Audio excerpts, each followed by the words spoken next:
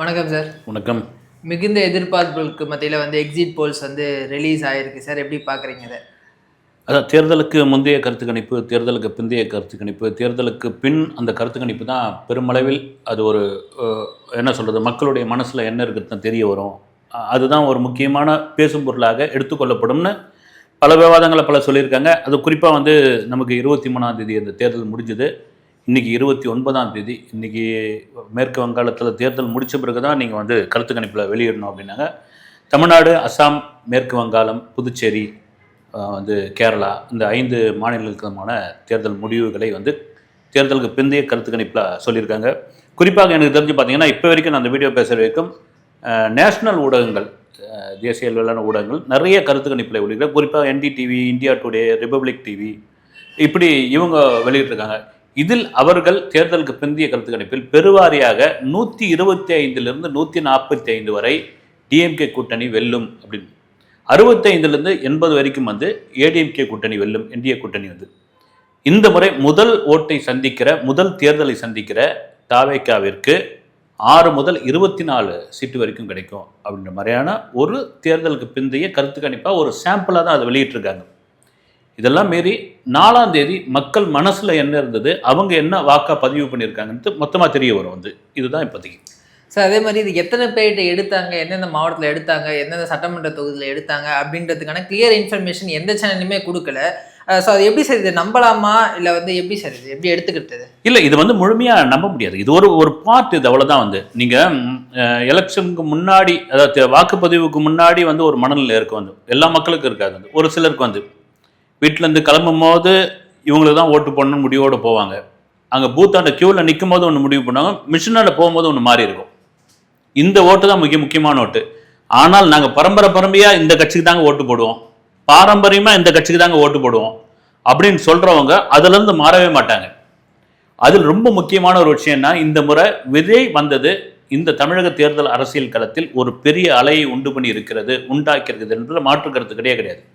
அதே வேளை நீங்கள் சொன்ன மாதிரி இந்த கருத்து கணிப்பை முழுமையாக எடுத்துக்கொள்ள முடியாது. ஏன்னா அதுக்கான காரணம் என்னன்னா, இதற்கு முந்தைய கருத்து கணிப்புகளை எடுத்து அப்படியே ரிவைண்ட் பண்ணி பார்க்கும்பொழுது முடியாது.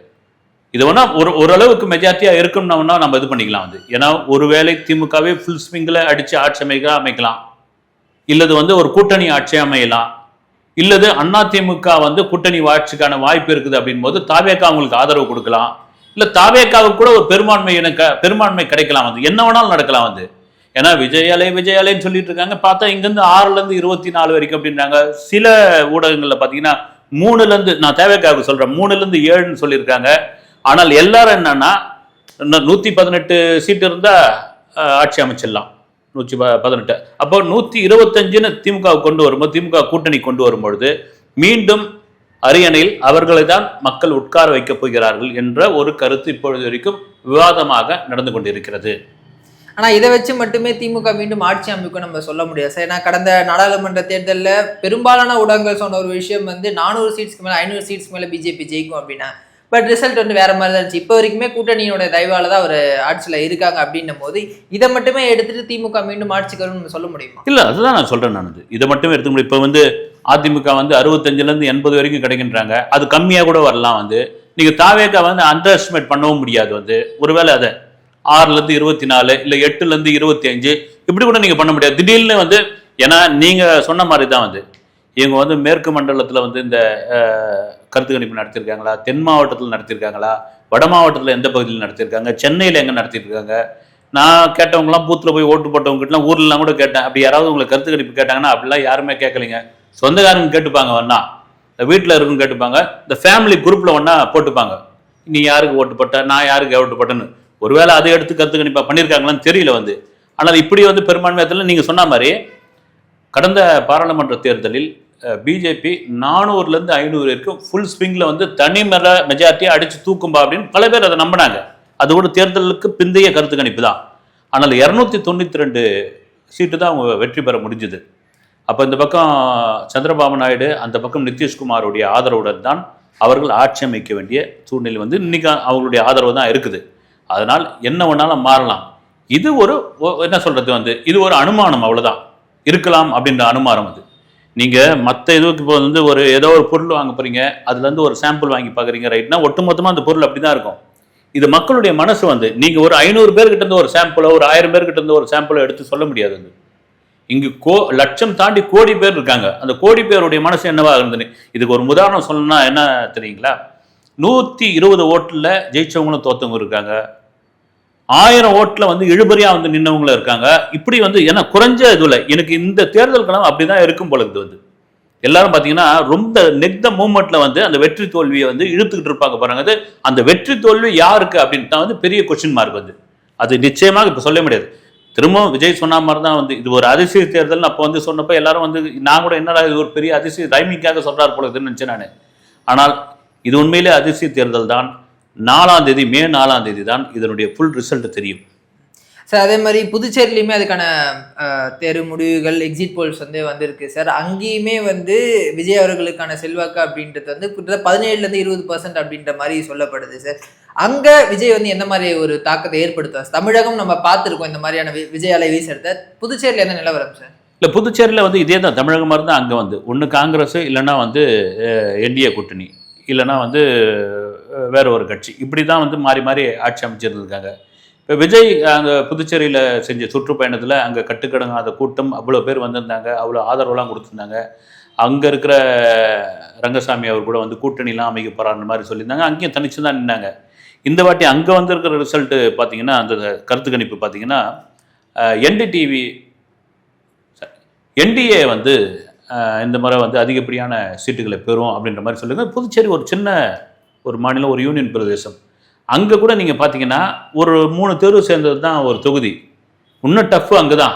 அங்கே நீங்கள் வந்து ஒன்றுமே கணிக்கவே முடியாது. அங்கே வந்து 150 ஓட்டு வாக்கு வித்தியாசத்தில் வெற்றி தோல்வி முடிவாகும். அதனால் அங்கேயும் நம்ம வந்து இந்த கருத்து கணிப்பை கணக்கிலே எடுத்துக்க முடியாது. சார் தமிழகத்தில் இந்த எக்ஸிட் போல் அப்படின்றது வந்து பல தேர்தலை நம்ம பார்த்துருப்போம். ஆனால் எந்த முறையும் வந்து இந்த மாதிரி வந்து ஒரு எதிர்பார்ப்பு இந்த ஒரு எக்ஸிட் போலுக்கு இருந்தே இல்லை சார். அது காரணம் என்ன நினைக்கிறீங்க? இல்லை, உண்மையாக அருமையான கேள்வி. ஏன்னா கடந்த தேர்தலில் 2021 எக்ஸிட் போல் ஒன்று அப்படி வந்து பேசினாங்களான்னு கூட தெரியல வந்து. ஏன்னா அதுக்கான காரணம் என்னென்னா, எப்போ திமுக தான் ஜெயிக்கும், திமுக தான் பெருவாரியாக வெற்றி பெறும். அதுக்கான காரணம் என்னென்னா, அப்பொழுதைய அதிமுக ஆட்சி, எடப்பாடி அவர்கள் முதல்வராக இருந்தார். அப்போ அந்த கொரோனா வந்தது. கொரோனாவினால் பல பேர் பாதிக்கப்பட்டார்கள். அந்த கொரோனாவில் வந்து மக்களை வந்து கவனிக்காமல் விட்டாங்க. அங்கங்கே பார்த்தீங்கன்னா தகரம் அடித்தாங்க, தெருக்களை பூட்டினாங்க, இந்த மாதிரியான விமர்சனங்களாக இருந்தது. ரோட்டில் போனவங்களை விரட்டினாங்க. அது பண்ணலன்னா ஒன்றும் பண்ணியிருக்க முடியாது. வந்து மக்களை வந்து இதுவாச்சு, எதுவும் வந்து சரியான வசதி செஞ்சு கொடுக்கல. அப்புறம் வந்து கிட்டத்தட்ட அப்போ பேருக்கு தான் அதிமுக ஆட்சி, உள்ளே இறங்கி பிஜேபி தான் ஆட்சி பண்ணிக்கிட்டு இருந்தது. ஏன்னா இந்த வாட்டி திமுகவே வந்து அந்த தேர்தல் பிரச்சாரத்தை என்ன பண்ணுறாங்க, நீங்கள் அதிமுகவுக்கு ஓட்டு போட்டிங்கன்னா மறுபடியும் பிஜேபி உள்ளே வந்துடும், அதை தான் திரும்ப திரும்ப அவங்க சொல்லிட்டு இருந்தாங்க. வந்து அதை தான் இது பண்ணியிருந்தாங்க. அதனால அந்த எக்ஸிட் போலுக்கு வந்து ஒரு பெரிய எதிர்பார்ப்பு இல்லை, சாலிடாக அவங்க தான் இருப்பாங்க. அதுதான் நடந்தது. வந்து இது ரொம்ப வித்தியாசமான தேர்தல் என்பதில் மாற்று கருத்து கிடையாது. இந்த தொங்கு சட்டமன்றம் வரதுக்கான வாய்ப்புகள் இருக்கா சார்? ஏன்னா தமிழகத்தில் இது வரைக்கும் அந்த மாதிரி வந்து ஒரு சில முறைகள் வந்து கூட்டணி ஆட்சிகள் அப்படின்றது நடந்திருக்கு. பட் இந்த தொங்கு சட்டமன்றம் அப்படின்றது வந்து இந்த முறை புதுசாக நடத்துக்கான வாய்ப்புகள் இருக்கா சார்? இல்லை, வாய்ப்பு இருப்பதற்கான வாய்ப்பு இருக்கலாம். மேபி வந்து என்னன்னா, இப்போ இவங்க சீட்டு கணக்குப்படி பார்த்தீங்கன்னா, இது வந்து நம்ம திரும்ப சொல்கிறது தான் வந்து ஒருவேளை யாருக்கு மெஜாரிட்டி கிடைக்கும், இல்லை நீங்கள் சொல்கிற மாதிரி யாருக்கு இல்லாமல் போகும், இல்லை ஒரு தொங்கு சட்டசபை வந்தால் யார் ஆட்சி, யாருடைய தயவில் ஆட்சி நடக்கும் அப்படின்ட்டு வந்து நம்ம இப்பவே எதுவுமே சொல்லவே முடியாது. 4ஆம் தேதி அதுக்கான வாய்ப்பும் இருக்குது. ஒன்று அறுதி பெரும்பான்மையோடு ஆட்சி அமைக்கிறதுக்கான வாய்ப்பு இருக்குது, இல்லது ஒரு கூட்டணி ஆட்சியாக இருக்கலாம், இல்லது வந்து ஒரு தொங்கு சட்டசபை ஏற்பட்டால் விஜயோடைய கட்சிக்கு ஒரு பெரிய கவனம், அல்லது அங்கே இருக்கிற சட்டமன்ற உறுப்பினர்கள் வெற்றி பெற்றவர்கள் மேலே ஒரு பெரிய ஒரு ஃபோக்கஸ் ஏற்படும். வந்து இவங்க தான் நினச்சாதான்ப்பா வந்து இவர் ஆட்சி அமைக்க முடியும் அப்படின்ற ஒரு கட்டாயத்துக்கு அங்கே வரக்கூட வந்து எது வேண்டுமானாலும் நடக்கலாம். சார் நீங்களே ஒரு வீடியோவில் பேசியிருந்தீங்க, ஒரு ஆங்கில ஊடகம், ஒரு நேஷனல் மீடியா வந்து தமிழக மீடியா ஒரு கட்சிக்கு ஆதரவாக செயல்படுது அப்படின்ற மாதிரி வந்து குற்றம் சாட்டினதா சொல்லியிருந்தீங்க. இப்போ வரக்கூடிய நேஷனல் மீடியாக்களுடைய இந்த கருத்து கணிப்பில் இந்த எக்ஸிட் போல்ஸை வந்து அது சுதந்திரமாக நடந்திருக்கும் அப்படின்ற ஒரு பார்வையில் பார்க்க முடியுமா? இல்லை, அதில் கூட ஒரு சந்தேகம் இருக்கிறது. வந்து ஒரு வேளை வந்து ஏன்னா இன்னொருத்தர் வந்து ரொம்ப முக்கியமானவர், வந்து அவர் ஒரு கட்சிக்கு வந்து சாதகமாக பேசக்கூடியவர், அவர் ஊடகத்தை சார்ந்தவர் கிடையாது. அவர் என்ன பண்ணார், இந்த எக்ஸிட் போல் வரதுக்கு முன்னாடியே நேஷனல் மீடியாவெல்லாம் நம்பாதீங்க, தமிழ்நாட்டு ஊடகத்தை நம்புங்க அப்படின்னு சொல்லியிருந்தார். அவர் வேற விதமாக இது பண்ணியிருந்தார். நேஷனல் மீடியா வந்து என்டிஏ கூட்டணி தான் ஜெயிக்கும் அப்படின்ற மாதிரியான ஒரு கருத்து திணிப்பை வந்து அவங்க கொண்டு வருவாங்க அப்படின்னு சொல்லியிருந்தாரு. அப்ப என்ன தெரியுது அப்படின்னா, இந்த கருத்து கணிப்பெல்லாம் வந்து ஏதோ இன்னைக்கு தேர்தலுக்கு முந்தைய கருத்து கணிப்பு மாதிரி தான். தேர்தலுக்கு முந்தைய கருத்து கணிப்புல எப்படி வந்து ஒரு டிரான்ஸ்பரன்சியா இருந்தது வந்து ஒவ்வொரு ஊடகமும் ஒவ்வொரு கட்சியை சார்ந்ததா இருக்கு. அது டிவிக்கே கூட இருக்கட்டும் வந்து, இல்லது ஒவ்வொரு ஏஜென்சியும் சில நிர்பந்தத்தினால் பண்ணதா கூட இருக்கலாம் வந்து, சிலதை மறைச்சு வெளியிடக்கூடிய சூழ்நிலை கூட சில பேருக்கு ஏற்பட்டிருக்கலாம் வந்து. அதனால வந்து இப்போ அந்த நேஷனல் மீடியா சொன்னது, அப்புறம் தமிழ் ஊடகங்கள் சொன்னதை தாண்டி மக்கள் மனசுல என்ன இருக்குது அப்படின்ட்டு வந்து நம்மளால அப்பட்டமா சொல்லவே முடியாது. அவங்க என்ன வந்து வாக்கு செலுத்திருக்காங்க அப்படின்ட்டு வந்து தேர்தல் அந்த முடிவு தெரியும் பொழுதுதான் வரும்பொழுதுதான் தெரியும் வந்து. மக்கள் என்ன தீர்ப்பளிச்சிருக்காங்க மே 4ஆம் தேதி பார்க்கலாம் சார். தகவலுக்கு ரொம்ப நன்றி சார். வணக்கம்.